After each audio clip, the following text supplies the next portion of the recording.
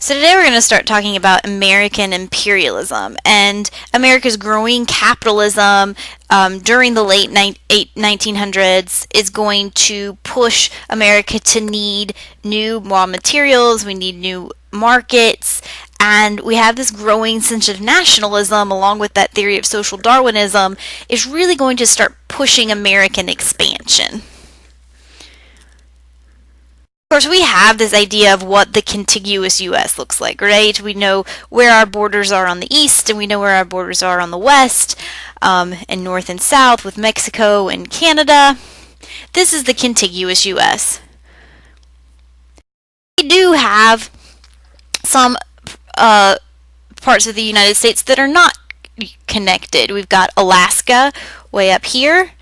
And if you look, you can see that Alaska is really close to Russia. So at the end of the Civil War, America is going to send seaward to negotiate with Russia for this portion of what we now consider the United States and what's Alaska. Now, expanding into this area wasn't completely liked by all Americans. It's often called Seward's Folly or Seward's Icebox, but we buy this from Russia for a really good deal. Russia wanted to sell the territory. It needed money. It was afraid it could be lost if it went to war with Great Britain. So they sold us this area for 2 cents an acre. So we did acquire Alaska. Of course, the other we're familiar with is going to be Hawaii. And I liked this map because it shows here's Washington, and then you've got to go clear across the United States, and then all the way over here to Honolulu. You don't need to look at those, but just this distance is considerable. So how do we get Hawaii? So Hawaii is not as nice as Russia, as buying land from Russia. McKinley is under President McKinley, he's going to implement tariffs. And we remember that tariffs protect American goods and they make imported goods more expensive. So there's a bunch of sugar plantations in Hawaii that are run by white American men. And they're trying to sell the sugar that they are growing in Hawaii to America, but with this high tariff, of course, they're being undersold by American sugar.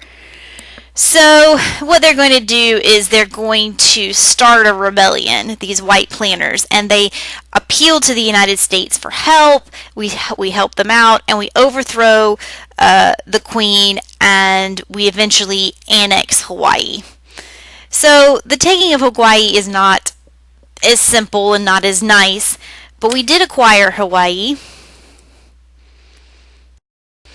So Alaska and Hawaii are pretty calm in adding territory to the U.S., but America still needs to find raw materials, we need to find new markets, and the first place that we're going to see sort of a conflict is going to be with the Spanish-American War. This is often confusing for students. This is not a war that takes place in Spain. It is a war actually in Cuba.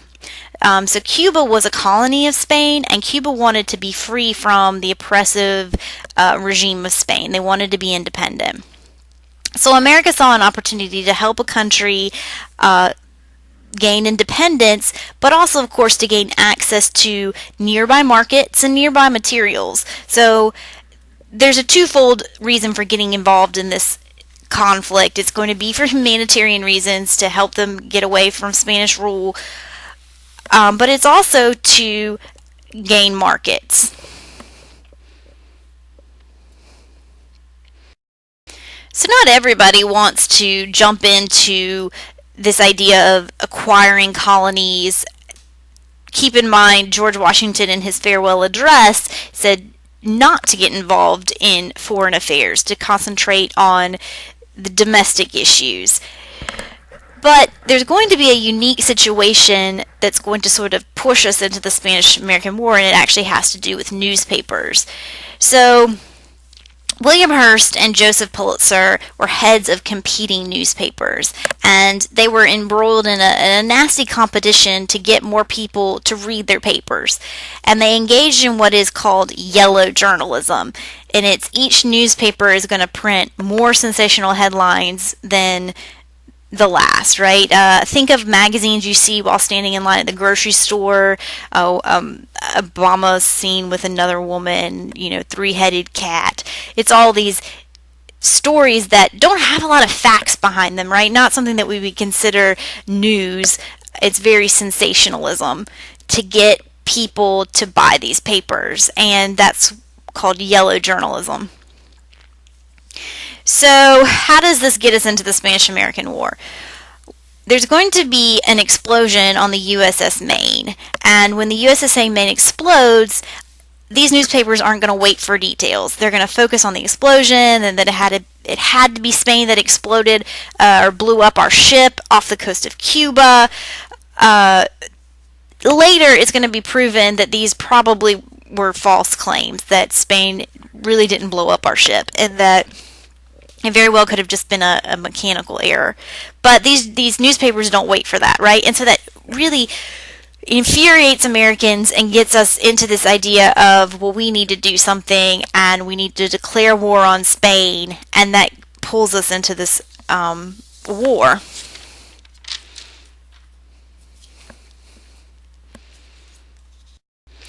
So America's inflamed by this press, and the public's going to begin campaigning for war with the phrase, "Remember the Maine, to hell with Spain." So Congress is pushed into war, but they're going to pass something called the Teller Amendment. And the Teller Amendment basically says Americans' involvement in the Spanish-American War is not to gain territory or to be imperialistic. So this sort of soothes our minds, right? Hey, we're going to get involved and we're going to help Cuba gain independence, but we're not going to annex Cuba. So that softens the objections to the war, the passing of the Teller Amendment. This picture on the bottom is actually showing the two newspaper heads, right? You've got William Hearst on one side and Joseph Pulitzer on the other, pushing, to go to war. So you can see, like, even the news, it really was often called their war. So we go to war and we support Cuba and we end up winning the Spanish-American War. So what did we get out of the war? We're going to sign the Peace Treaty of Paris, and we are going to get territory. We're going to get Guam and Puerto Rico.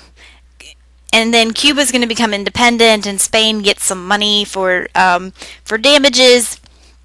So America gaining Guam and Puerto Rico sort of feels like imperialism. It sort of feels like we've gained some colonies. Because isn't that what the Teller Amendment said that we wouldn't do?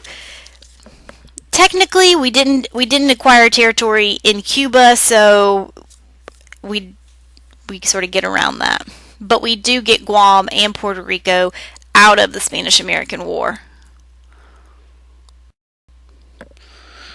So, with this newfound confidence and expansion, we're going to look at Teddy Roosevelt. And we looked at Teddy Roosevelt before as a progressive president, and I said that Teddy Roosevelt was sort of this bigger-than-life president, and it has a lot to do with his foreign policy. Teddy Roosevelt is going to take this idea of getting involved and expanding into foreign countries further, and he does that by revitalizing that Monroe Doctrine. So you need to be familiar with what the Monroe Doctrine is, and if you don't remember, the Monroe Doctrine basically said that Europe could no longer colonize in America. Remember that he's one of the founding fathers, and very early on we want to establish, hey, we're a country, Europe, you can't come over here anymore, and start setting up colonies. It also said that those colonies that were in Latin America that Europe already owned, that we would just leave those alone as long as, they didn't come up and try to take any territory from what we considered the United States.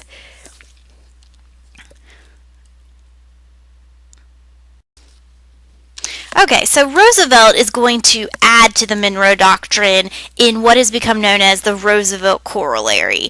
And it's a little bit confusing, so I'm going to try my best to explain it. Basically, it's going to take the Monroe Doctrine and expand it. So the Monroe Doctrine said that Europe basically was to leave North America alone. Well, what Roosevelt's going to say is, yes, they should not be expanding into North America, but America can get involved in Latin American countries if they are in trouble. So, to use a modern term, sort of like a national security situation. There's countries on our borders that if they were to start taking out large amount of loans, let's say from like Russia or from Great Britain, that could pose a threat to us, because we don't want countries that are on our North American borders to be controlled by other European powers. So it sort of makes the United States the policeman of the Western Hemisphere. We're sort of going around and saying, okay, if you get in a large amount of debt, come to us first, don't go to European countries. We're sort of watching what's going on much more of a global scale. And we're getting involved in much more of a global scale. So, Latin American countries should not get into much debt. They shouldn't get involved with other countries if they think that they may get colonized, taken over. So Roosevelt firmly believed that to avoid conflict with other countries, you had to make it known that America was strong, that she was willing to enforce the Monroe Doctrine, and this became known as his "speak softly, carry a big stick." So Roosevelt's foreign policy came to be known as the big stick policy. He said, speak softly and carry a big stick. And basically, Roosevelt felt that America could help Latin Americans maintain peace better from a position of strength. It did not necessarily mean that you were going to go to war, but you had the stick, or in his case, the stick is the Navy, to back up what you were saying. And Roosevelt will actually use his stick a couple of times, most notably in Latin America. And this policy of having the big stick, you can see in Americans' foreign policy even today. We like to keep a big military. When we study the Cold War, America will have atomic weapons, and it's this idea of, well, if we have a military presence, the other countries will know not to mess with us. This cartoon is going to show the Monroe Doctrine, which he expands, and how Roosevelt uses the Navy to sort of back up his Roosevelt Corollary, especially against Europe's claims onto some of these Latin American countries, and it's our responsibility to protect them. But that's going to put us at odds with some Latin American countries who maybe don't think American involvement is all that welcome.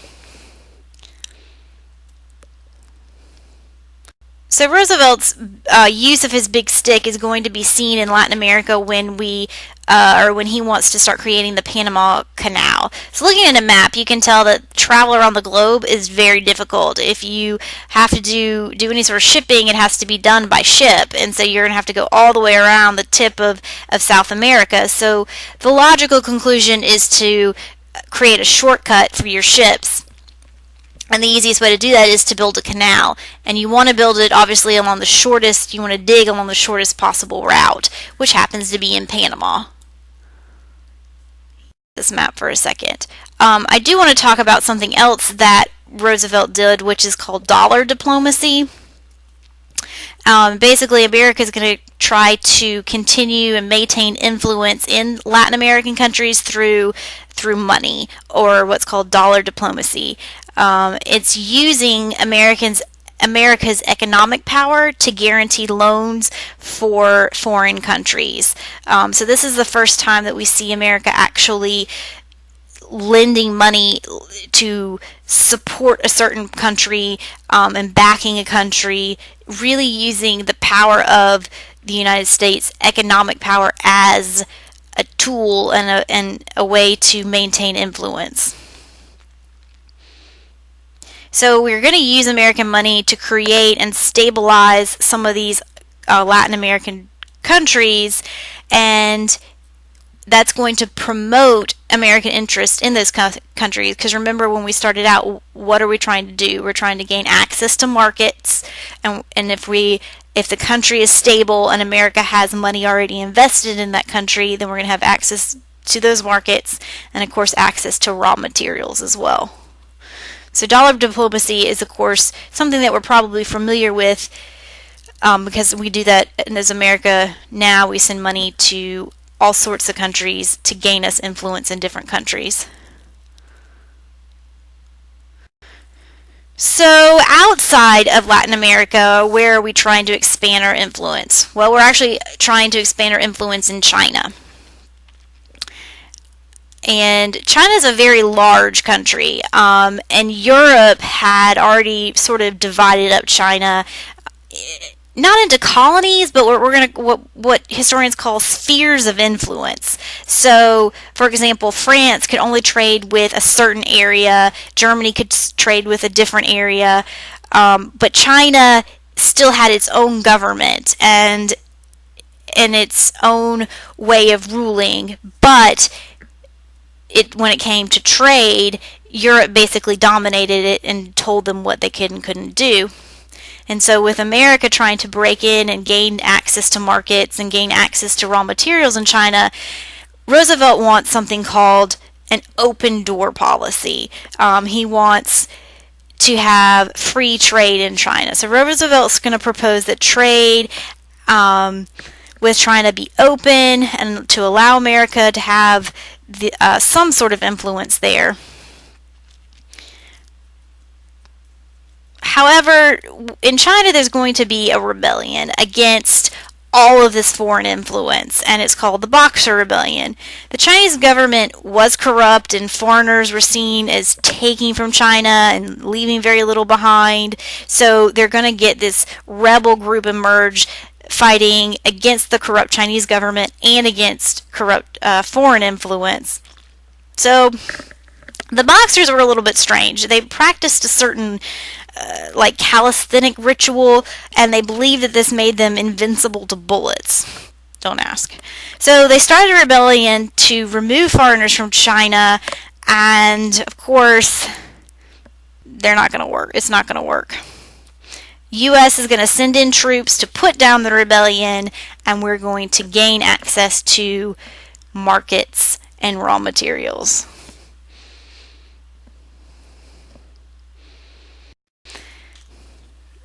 So we're going to sort of wrap up with looking at the amazing expansion that's happened from the time that we started this class till right now. And we're ending right before, on the eve of World War I. And we want to look at, we started off as the original 13 colonies. Then we became the contiguous U.S. We gained Alaska, Hawaii, and then we started getting involved in Panama, Cuba and the Caribbean, and then we even spread our influence way over here to China. So on the eve of World War I, you can see that America is no longer this small, isolated nation. We are very much spread out across the globe and in a position of strength. And we have a lot of economic strength that's going to allow us to work and to help Europe when it gets embroiled in war.